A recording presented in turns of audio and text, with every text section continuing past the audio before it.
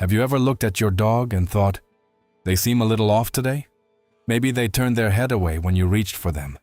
Maybe they yawned when you hugged them.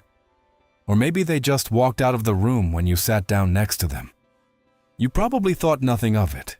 But what if I told you that every single one of those moments was your dog trying to tell you something?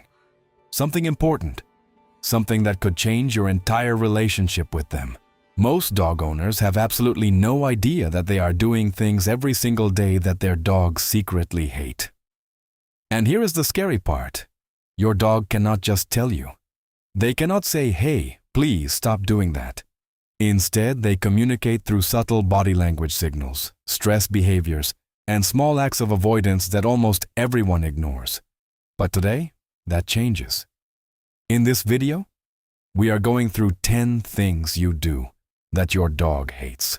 And I promise you, by the end of this video, you will never look at your dog the same way again. You might even realize you have been making some of these mistakes for years without knowing. But do not feel bad. Almost every dog owner has. The important thing is that you are here now, and you're about to learn what most people never will. Number 1, hugging your dog. I know what you are thinking. How can hugging be bad? You love your dog, and hugging is how humans show love, right? Well, here is the thing. Dogs are not humans. In the dog world, putting your arms around another dog is not a sign of affection. It is a sign of dominance. When you wrap your arms around your dog, you are essentially trapping them. You are restricting their movement. And for a prey animal that relies on the ability to run away when they feel threatened, being trapped is one of the most stressful experiences possible. Now, some dogs tolerate hugging because they trust you. They put up with it because they love you. But tolerance is not the same as enjoyment. Watch your dog carefully next time you hug them. Do they stiffen up? Do they turn their head away? Do they lick their lips or yawn? These are all calming signals. Your dog is saying, I am uncomfortable. Please give me space. So what should you do instead? Show your dog affection in ways they actually enjoy. Scratch them behind the ears.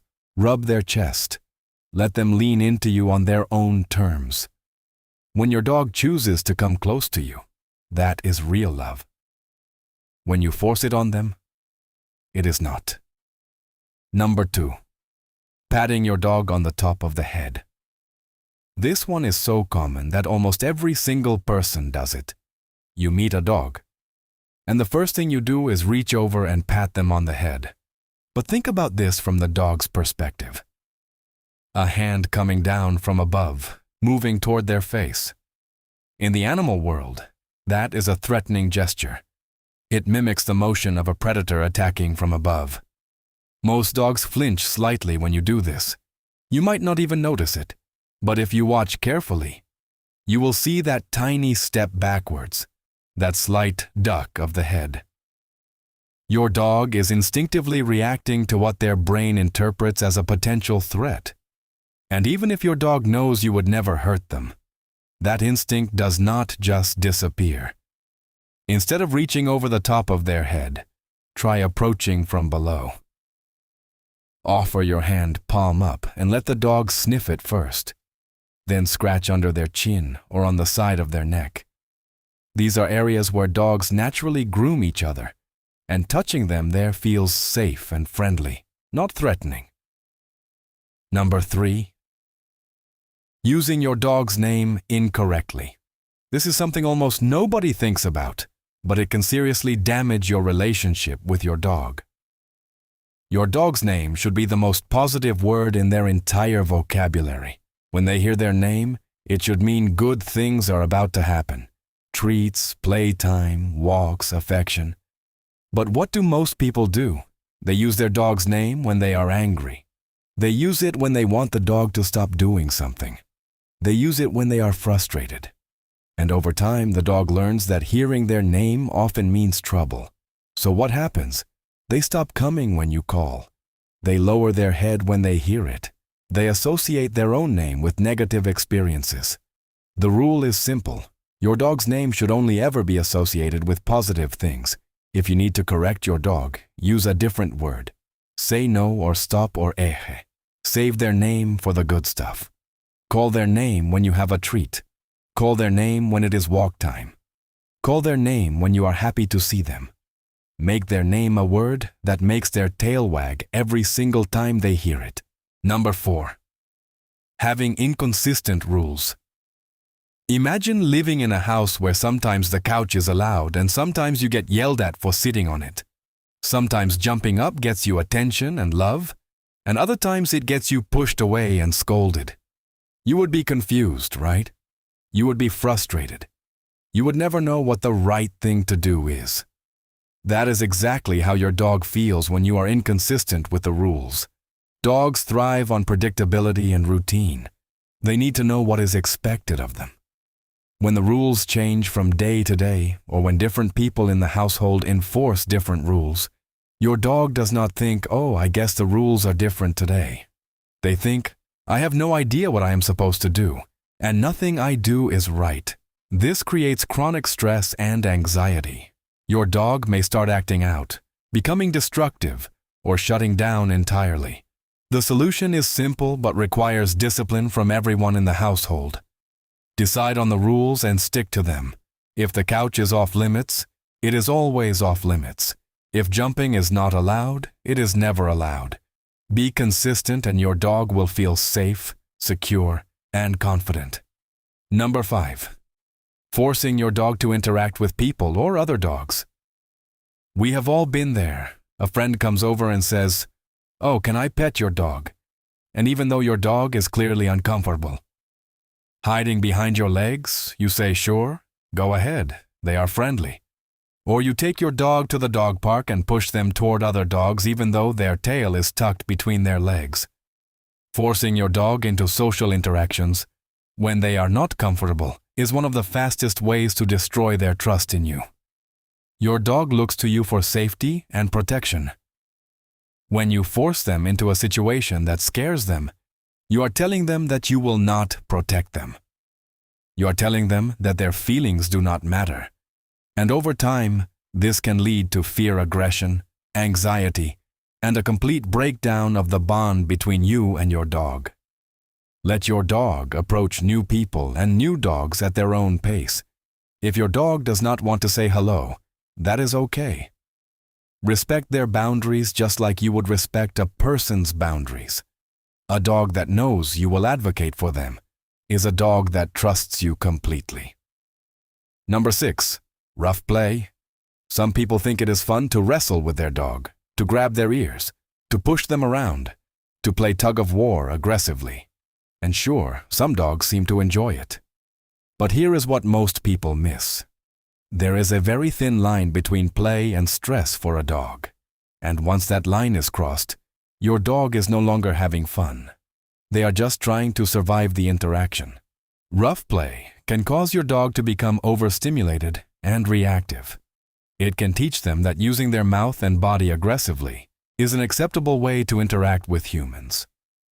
And it can erode the trust they have in you, because from their perspective, you are someone who sometimes hurts them for no apparent reason. Play should be fun for both of you. Use toys instead of your hands. Play fetch, hide and seek, or gentle tug with clear rules. If your dog starts getting too excited or too rough, stop the game immediately and let them calm down. Play should build your bond, not damage it. Number 7. Leaving your dog alone for too long. Dogs are social animals. In the wild, they live in packs and are almost never alone.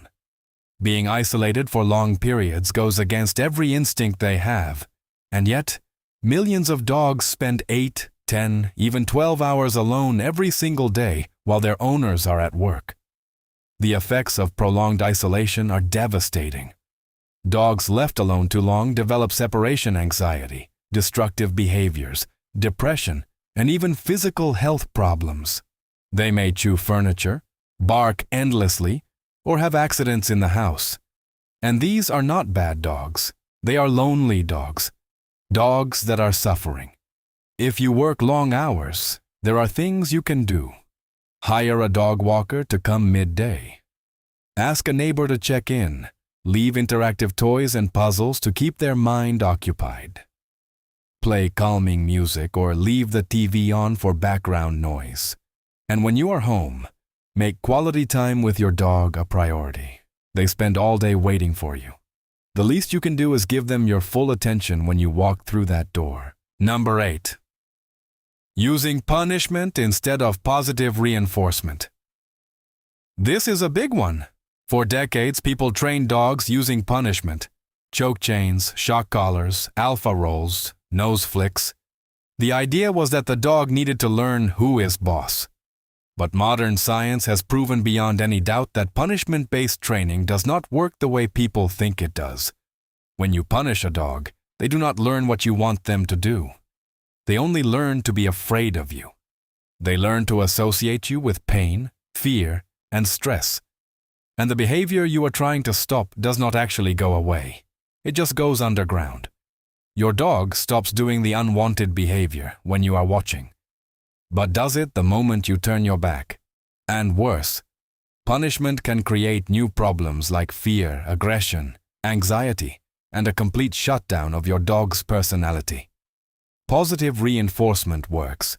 It has been proven in hundreds of scientific studies. Reward the behavior you want, and ignore or redirect the behavior you do not want.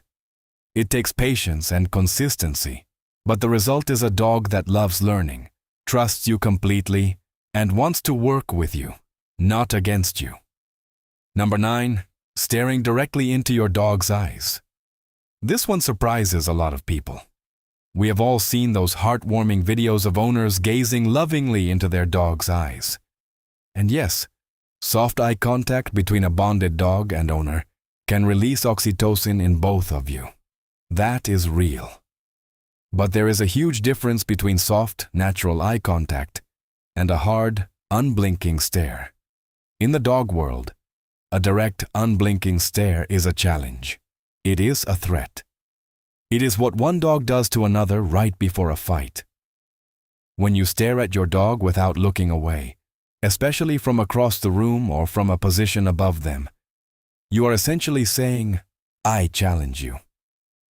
And most dogs find this extremely uncomfortable.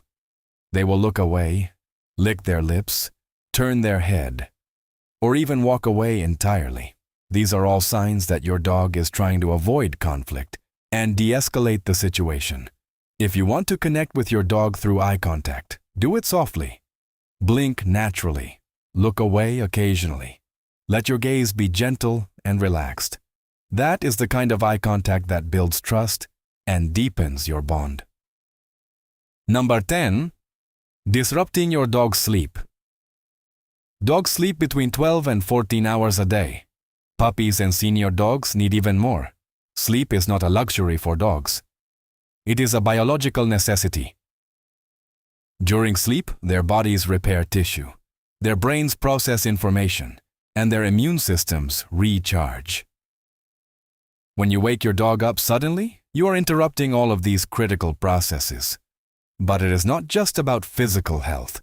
Imagine being jolted awake suddenly by someone shaking you or making loud noises right next to your ear. It is disorienting, it is stressful, and it is not a pleasant way to wake up. The same is true for your dog. Being woken up suddenly can cause a startle response, and in that half-awake state, even the gentlest dog might snap or bite out of pure instinct before they even realize what they are doing. Let your dog sleep. If you need to wake them up, do it gently. Call their name softly from a distance.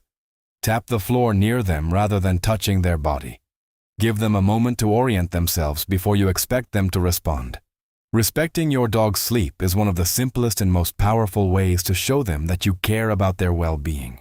So, there you have it. 10 things you do that your dog hates. And look, if you recognized yourself in some of these, do not beat yourself up. Every single dog owner has made these mistakes. The fact that you watched this video all the way through tells me that you care about your dog, and that is what matters most. The beautiful thing about dogs is that they are incredibly forgiving. The moment you start making changes, The moment you start respecting their boundaries and communicating with them in a way they understand, your dog will notice, and they will love you even more for it. If this video helped you, please hit that like button. It helps more dog owners find this information. And subscribe to CanineLab so you never miss a video.